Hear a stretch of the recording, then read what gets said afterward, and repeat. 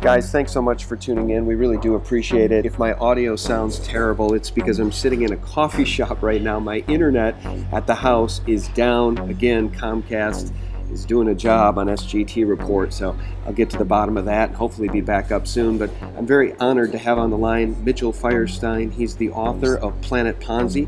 He has a website by the same name, planetponzi.com. And Mitchell is an investment banker for 35 years and a successful hedge fund manager. And again, it's my honor to have him on. Mitchell, how are you? Hey, thanks for having me back, Sean. I really appreciate it. Hey, really, truly my honor. I really do admire your voice, your work, your intellect, and you are waking people up to the fact that this currency war, this global currency war, is really revealing the global Ponzi scheme. Let's talk about the corruption in the financial system, really led by the evil snake Goldman Sachs, I think, to a large degree. Where would you like to start as it relates to the global Ponzi? Thanks a lot. As you know, I was on last time and I wrote the book called Planet Ponzi, which is the best descriptor. It's the best global descriptor for how the governments are actually promoting the bonds, an inordinate amount of debt that they have that can never be repaid. But I think we've morphed from the time I wrote Planet Ponzi to now to Planet Bizarro. I mean, we have the inflation of absolutely grotesque asset bubbles in every market, fueled, they're debt-fueled markets in bonds, stocks, globally. I mean, we've got an absolute valuation disconnect to the likes of which I have never in my career seen before. This is just a recipe for disaster. As you were saying, we're seeing in every market around the world tons of manipulation by the central banks, by the Federal Reserve, by the Bank of Japan, by the European Central Bank, the ECB, that's run by Mario Draghi, who used to run the Bank of Italy and who was ex-Goldman Sachs chairman of Europe. It's interesting, though, because you see that the connections with Goldman, I've written a bunch of articles, which you can find on my website, planetponzi.com, as they relate to Goldman and how many different bankers around the world. I mean, if you take a look off the top of my head, because you mentioned it, you've got, as I said, Mario Draghi running the European Central Bank. You've got Bill Dudley running the New York Federal Reserve, which is a lifetime membership, who's ex-Goldman.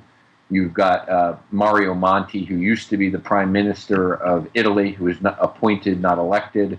You've got Mark Carney, who now runs the Bank of England, is ex-Goldman, who created history's largest property bubble in Canada. Money laundering and property bubbles are pretty much the same in Canada. And he's moved that on. He was hired for, I think, up to $12 million package by George Osborne, who created the help to buy Ponzi scheme in the United Kingdom that's inflated massive bubbles in the UK and their property market. So he went from Canada to run the Bank of England and inflate one of the biggest property bubbles in the history of the universe. He also Mark Carney runs the Financial Stability Board in Switzerland. Now, I'm sure, because I haven't thought about it, that there are a lot more of these Goldmanites around on the Fed board and elsewhere throughout the system. So, I think what we also have is a lot of groupthink going on, and we've got a bunch of records that we can discuss or delve into here. The Dow, our stock exchange in America, has reached record highs, and we're hearing about that at the Democratic National Convention from President Obama, who mentioned himself in his speech 119 times, which I found a little interesting. Yeah. And so we've got a record Dow, which they said everything is good. What could possibly go wrong? So the Dow is at record highs. But what we also have in America that's at record highs is record wealth inequality. We've got record child poverty. We've got record student loan debt. We've got record food stamp recipients. And we've got record skyrocketing healthcare costs, which is Obamacare, which is this stealth tax. And we've also got record black inequality. Now, making new lows along the same lines, we've got new lows in median family income, the destruction of the middle class. We've got lows in home ownership and historic all-time lows in labor participation. So when you get the president coming out and saying, reject cynicism, reject fear, and get hopey, I don't really know what that means. I know that he's done that in his election in 2008, 2012. So fool me once, my fall.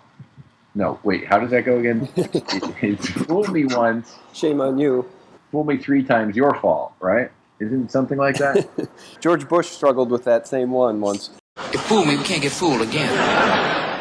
Don't compare me to him, because I'm going to have to go nuclear. Nuclear. How does he pronounce it? Well, I love your sense of humor, and let's stay on Goldman for just one more second, because I want your opinion on who really is running the world. Matt Taibbi and so many others have said the governments don't rule the world. Goldman Sachs rules the world. But Goldman Sachs didn't spawn central banks. I mean, we've got the Rockefellers, we've got the Rothschilds, we've got the House of Morgan. Who really owns Goldman Sachs? Goldman Sachs is doing a heck of a job enslaving the world, but is Goldman Sachs merely a proxy for a pyramidal structure of families at the very top that have been doing this by design and carrying out their plan with Goldman Sachs and these other international criminal banks? Who really is behind Goldman Sachs? Well, I don't know.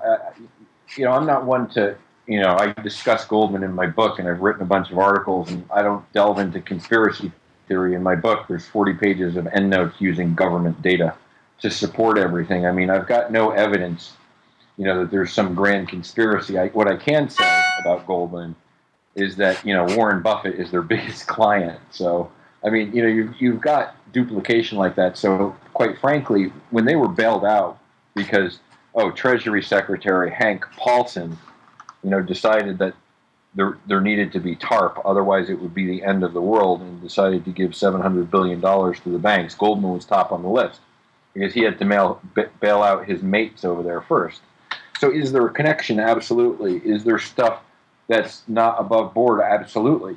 Would I say that it's run by a bunch of people? I think that there are a lot of people that have wealth and influence that work there. I think, that they undermined the entire European banking system by, Mario Monti and Draghi working there and convincing the Bank of Italy to issue close to 3 trillion euros in debt. Humongous amount of debt. Now, if you take all the countries in the world, think about that for a minute. $3 trillion in debt they've issued that cannot be repaid. Out of 160 countries in the world, Sean, if you go from 2000 to 2016, there are 158 countries that have had better GDP growth in that period than Italy. Only 2 have had worse growth, and they're Haiti and Zimbabwe. Yet the bonds that they sell and the debt that they've issued is, a historic record, and probably one of the biggest bond markets in Europe, the debt issue. So this is a gigantic problem. Also, the story nobody wants to talk about, and it's ancient history that I bring up in my book as well, is that Greece, joined the EU based on falsified financials that Goldman came up with. And I think this goes back to what you brought up in the intro about corruption and what has actually happened. There's corruption in the media, there's corruption in politics, there's corruption in pretty much everything you look at.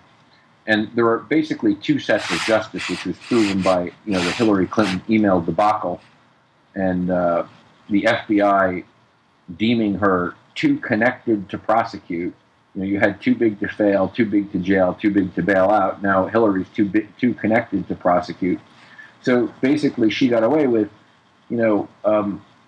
letting out some of national security's most tightly held secrets. So on a server that she had in her basement. So this let foreign governments and entities who hacked it, I would say with a 99% probability, China and Russia have a copy of everything that was on that server. Good. It let them know, but it let the problem is it set back our intelligence probably by 40, 50, 60, or 100 years. I mean, we don't even know the depth of it, they'll never tell us. But what I can tell you is that a lot of these third-party or third-country actors that have this data now know which encryption we've cracked and which encryption we haven't cracked, which is, you're not seeing these stories in the media, and you're not seeing the content. You had this big kerfuffle about the DNC leaks, and then you have this big diversionary thing about Putin and Russia. That's not what people should be focusing on. People should be focusing on the patented slurs of Bernie Sanders and the disenfranchisement of American voters and the illegal theft of that election. That should be the key story. But of course, the media, as you saw, the media, the direct emails to Tepper. What do you want Tepper on CNN to say? Let us know, and we'll have him do whatever you want. What piece do you want us to put out for you? How can we slam Bernie?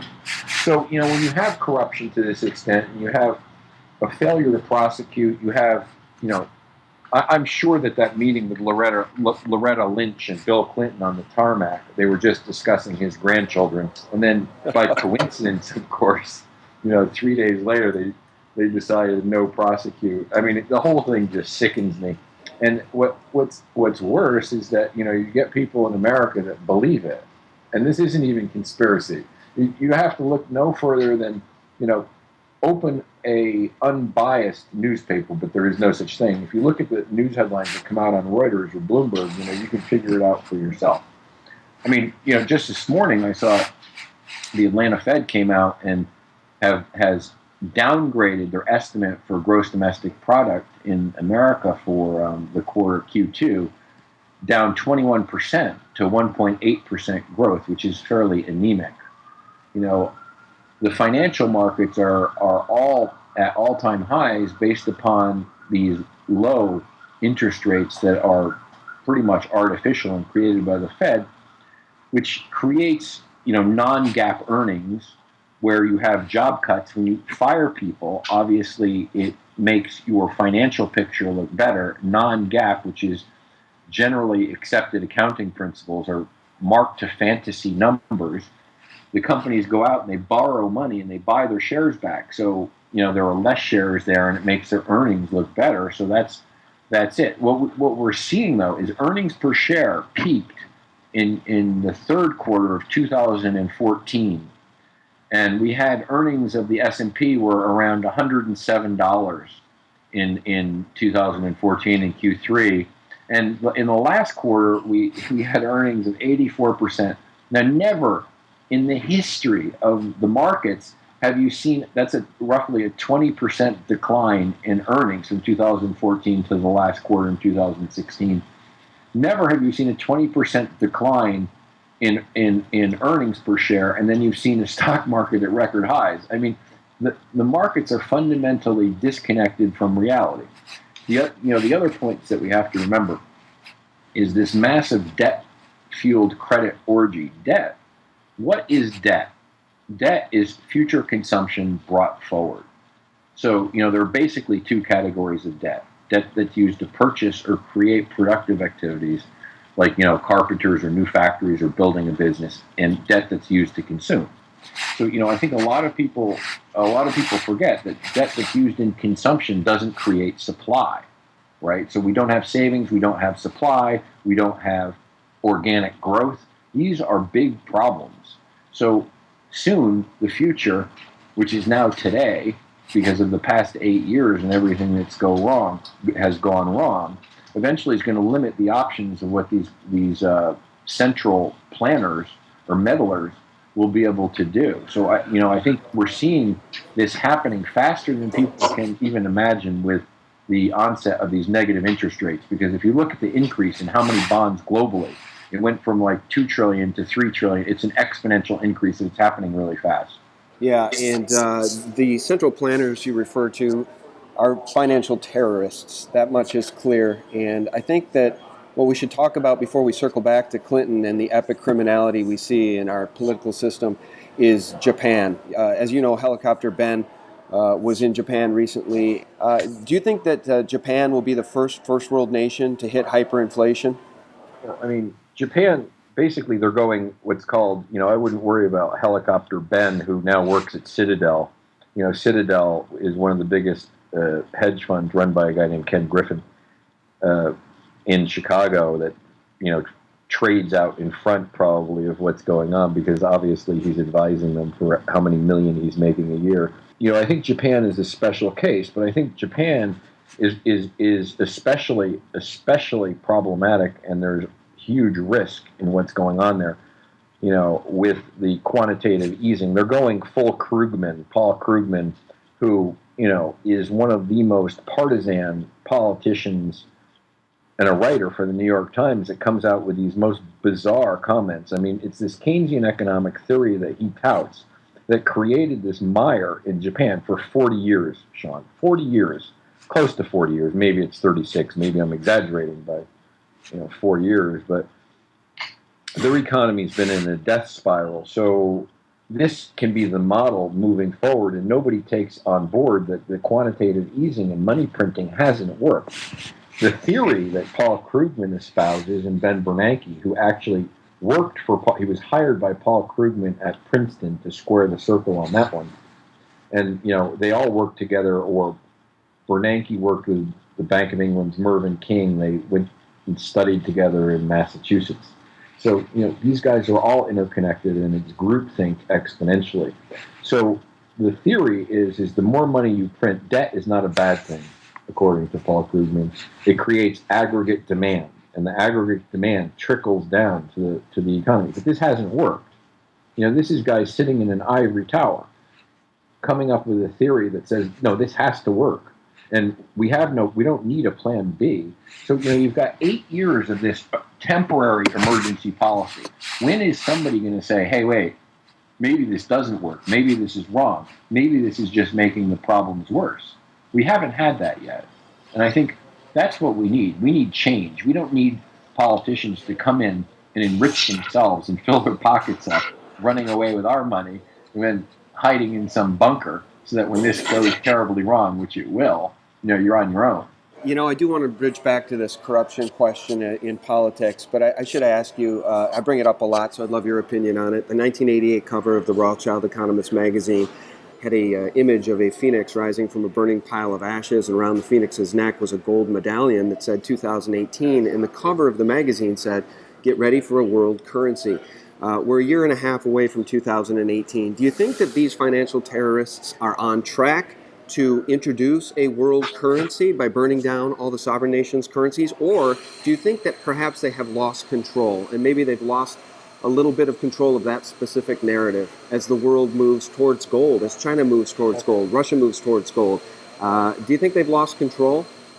I don't, as I said, I don't know about the conspiracy theory, Sean, but what I can say is that I wrote in my book was published in 7 languages, and 2 years ago, in 2 of the versions, foreign language versions that were in Eastern Europe and Asia, I wrote as part of it, because it came out after, I said, what's going to happen is a country is going to come out with a currency that's based upon tangible assets and redeemable for silver, gold, copper, or oil, or a basket where you can redeem it for something.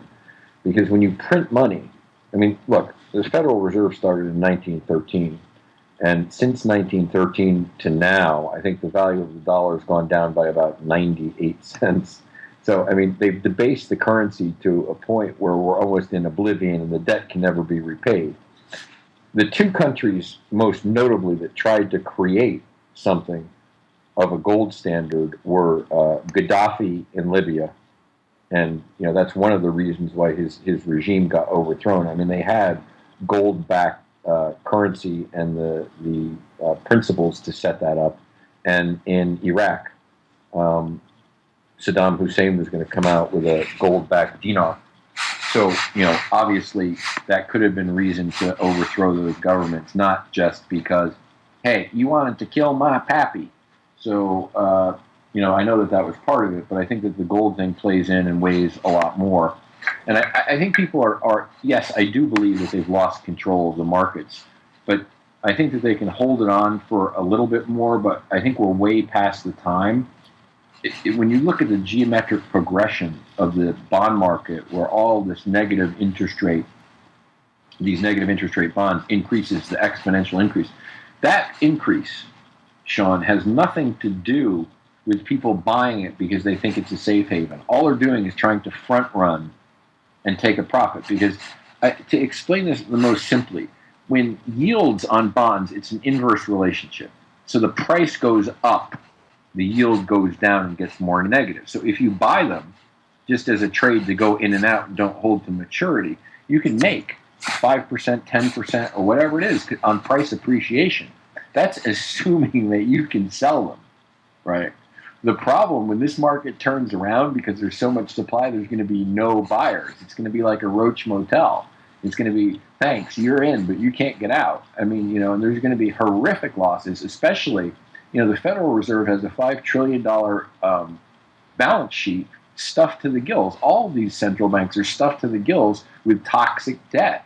And, that's going to it's going to end really badly, and they're going to try to stick it on the taxpayers. Like tomorrow, you're going to see the results of the stress test. All the Italian banks, I can go through them, each one are going to fail. Unless, of course, they come up with some ridiculous way to say that they didn't fail, but they're all insolvent. And what Renzi, who's the prime minister, whose neck is on the block because the European Union, that thank goodness Britain has escaped from, has said you can't bail them out from the central bank. He's going to bail them out anyway. But what he's trying to do first is plunder the money from hardworking Italian citizens' pension funds and make them buy equity that's worthless and buy these toxic assets to take them off the balance sheet, stick them in the pension funds for 30 years, and then tell people, oh, sorry, you lost all your money. So, this is the bail-in culture that the politicians get appointed, and this pay-to-play theory or adage for politics. Instead of governance, it's pay-to-play, like the Clinton Foundation. That's right. Where it's back to get to what you wanted to speak to. Well, that's right. And you noted in a recent interview I listened to that we need to flush out the cesspool of corruption we call Washington, D.C., and you noted that as a sort of evidence of this pay-to-play relationship between financial powerhouses and government, one of the Fed governors is contributing to Hillary's campaign, and I've been noting that the Rothschilds themselves have been contributing to Hillary's campaign by recently holding a $100,000 per head fundraiser for the criminal otherwise known as Hillary Clinton. Let me ask you this. Is there any hope that this woman goes to prison for her crimes? Because unless we are a banana republic, which appears to be the case at this point, she should go to prison. We've got the IRS now launching an investigation of the Clinton Foundation and the epic criminality and unanswered questions over there. Tens of millions of dollars missing. And I think even Assange has said that the next batch of leaks will land her in jail. Do we have any hope of surviving as a republic if we cannot put Hillary Clinton and her husband in jail for their crimes? Well, I think what could happen, I think we are a banana republic, just based upon what's happening with the monetary system, and there's no rule of law, or there's a dual-track rule of law. I mean, the Department of Justice was hired by, Loretta Lynch was hired by Obama, so she's not going to do anything independently, no matter what they tell you. I mean, it's like we're looking into it, we're investigating. These are buzzwords for basically we're going to do nothing. And the Clinton Foundation, what you've got to look at, there's a company, and this is more significant. And this is, I think that the IRS, one of the top people from the Internal Revenue Service, branded the Clinton Foundation as a lawless, pay-to-play criminal enterprise. That's right. And that's in the letter, the congressional letter that was sent on the 15th of July and sent by 15 congressmen calling for an investigation. Now, of course, the Clintons, as usual, are going to use their 1993 buzzword, the Great Right Conspiracy Theory. They're conspiring against us. However, there's a company that I want all your listeners to look up called Uranium One, it was purchased by a longtime Clinton associate who contributed over $150 million to the Clinton Foundation. Now, Uranium One bought a substantial amount of uranium assets in America. And these assets, Hillary Clinton, when she was Secretary of State, approved to be sold to Uranium One in Canada. Now, Uranium One actually had a venture that was purchased by the state of, the state entity in Russia that's responsible for making nuclear warheads.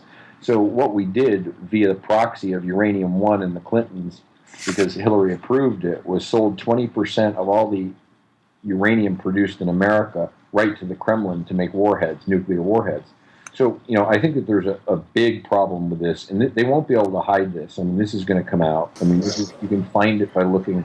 It's not conspiracy theory. I mean, you can find it by looking. No, absolutely. It's absolute treachery. And, we've interviewed Charles Ortel about the Clinton Foundation, and he's dug deep into the numbers. And I should correct what I said. I said tens of millions. It's actually tens of billions of dollars are missing, just from the Haitian fund alone that the Clintons and Bushes set up and took donations for. I mean, we're talking about tens of billions of dollars, and we're talking about treachery.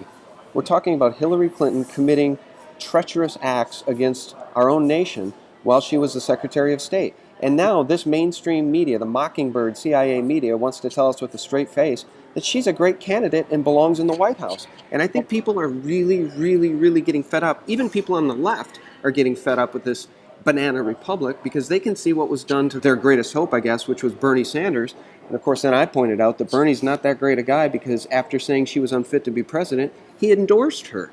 So I think he's in on it too. How does all this end? The media in America it's a home brew of crafted narrative. So it's propaganda broadcast to masses by traditional corporate-owned media that's state-sponsored. So, if you think about like NBC, for example, it was owned by General Electric. Who owns these companies? General Electric, what's their core business? General Electric is the biggest defense contractor in America. So the media is controlled. So there's a scripted narrative that's put out to push forward political agendas. So it's not like it's demanded by the CIA. It's that all the broadcasters have a vested interest to see a political agenda pushed forward, and that's what we have. How does it end? I'm not a psychic. I think that there's a lot of opportunity. Look, I'm not negative at all about the opportunity because I think everywhere in every market, I've brought home over 120% for my investors in 2016 because I was prudent and saw that certain sectors like the gold and silver mining sector were grossly undervalued for the past 8 or 9 years, and nobody's looking at that sector, and these things have gone up maybe 2, 3, 400%, a lot of them. So yes, there's massive amounts of bubbles out there. There's a lot of illiquidity in certain markets, but there's a lot of opportunity that people should be looking for. So people should look to buy gold on dips, physical gold, not these ETFs. They should look to buy physical silver and add to existing positions. Because, paper currency is problematic because it's backed by nothing other than guns. I mean, so you have a lot of guns, but quite frankly, that's really not going to help you when the currency fails. And property is really a place to live and not a speculative investment that most people think that it is. So, you've got to look where other people are not looking and be very careful because I think we're heading into very uncertain times. But, people need to shape up on this election and get with the program and, go out and tell your friends, look, you can't support people's blatant criminality that's not prosecuted by our judicial system. We need to change things. So, the only way that you can do that is by getting rid of the status quo, and there's no more status quo than what we have now. Well, that's right, and I would advise everybody to get a copy of Watch Clinton Cash, the new documentary, and share it with your friends, family, and neighbors. Honestly, it just is beyond the pale that the media and the powers that be would continue to shove Hillary Clinton down our throat, saying that it's a new era and it's a historic election because she's a woman. Who gives a crap, guys? I mean, as the listeners know, Mitchell, I don't care if our president was red, green, blue, or a Martian from, planet Neptune, as long as that person or that thing, that entity, respected the Constitution and the Bill of Rights and the rule of law, which Hillary Clinton obviously does not. Yeah, I'd like to, I'll close with a quote, a fitting quote from President John Fitzgerald Kennedy in 1963 that I think is appropriate. Those who make peaceful revolution impossible will make violent revolution inevitable. Amen. We don't want a violent revolution, but my God, I don't know how much more the American people, or really people around the world, can take. Everybody's fed up with the false flag terror, and everybody's fed up with the corruption they see in their own governments. Guys, our guest has been Mitchell Feierstein. His website is planetponzi.com, and the book, if you'd want to support him and buy it, is Planet Ponzi. Mitchell, how else can our listeners support you? You seem like a great guy, and we really do appreciate your time. Well, no, I mean, I'm on Twitter. Planet Ponzi is on Twitter, and the message is not. I'm not trying to sell books. I don't want people to think that at all, because that's a money loser. But I wrote the book so people can educate themselves. It's not on conspiracy theory, but to see the world for what it is, and to learn how to analyze the numbers that are put out, and to look behind the numbers and find out where the government releases it. I think how they can help me is by initiating change and making sure that change is initiated through peaceful protesting, and making sure that a change agenda is on slate rather than accepting the status quo. And don't get bullied by Facebook has dissemination of people get bullied on Facebook. 99% of the political contributions on Facebook were to the Democratic Party. So they limit what they decide to broadcast. The same thing with Twitter. They decide what's going to trend or what isn't going to trend. So you've got to be very careful and pick your spots as to where you get your news. And Sean, you guys are great reporting unbiased stories and allowing the word to get out. And more people like you need to push the non-traditional media forward. And I think that that's what I'm trying to do. I don't think of it as I don't want anything for myself except to see the world a better place than what it is now. Yeah, amen. Well, I've said it many times. If we don't stand up against the powers that are aligned against us, we'll live in chains, and our offspring, our progeny, will live in chains. And none of us want it. Those of us who are awake want liberty. We want to be left alone. And we want a government that respects the rule of law, and that's all we want. And I think this is the election cycle. This is the time to re-implement rule of law. Hillary Clinton, God please, with God's oversight, maybe Hillary Clinton will go to prison, and I'll sleep at night a happier man. Guys, our guest has been Mitch Feierstein. Mr. Feierstein, thanks so much for your time. Yeah, well, thanks for having me here today. And I think this election will be the most important in our lifetime, because there'll probably be 3 Supreme Court justices that will be appointed by the next president. And no matter who's elected, I think part of the vetting process should be both candidates should declare exactly who they're going to appoint to the Supreme Court, and they should get elected on that part of the platform. And I suggest that everybody pushes to find out who these 3 Supreme Court justice candidates will be from each of the 2 candidates, and they get their feet held to the fire. Because this Supreme Court in America, this lifetime, as you've seen, the Supreme Court decisions, you saw Ruth Bader Ginsburg come out and criticize one of the candidates. That's right. Presidential candidate. So we don't even have justice on the Supreme Court anymore. No, well, and I'll leave folks with this. A banana republic is a political term for unstable countries whose economies are largely dependent on exporting a limited resource product. In our case, it's bombs and weapons of war and fiat dollars. A banana republic typically has stratified social classes, including a large impoverished working class and a ruling oligarchy of business, political, and military elites. Guys, if that doesn't sound like the current state of the United States, then I don't know what does. I think we are in a banana republic, and we need to get our actual republic back. I've said before, Mitchell, it's humanity versus the banksters at this point in history, and I sure hope humanity rises. I'll let you go. Thank you, sir. Well, thanks for having me. All right, and guys, thank you for your support at sgtreport.com. Real news 24/7. Thanks for sticking with us. Have a great week ahead. God bless.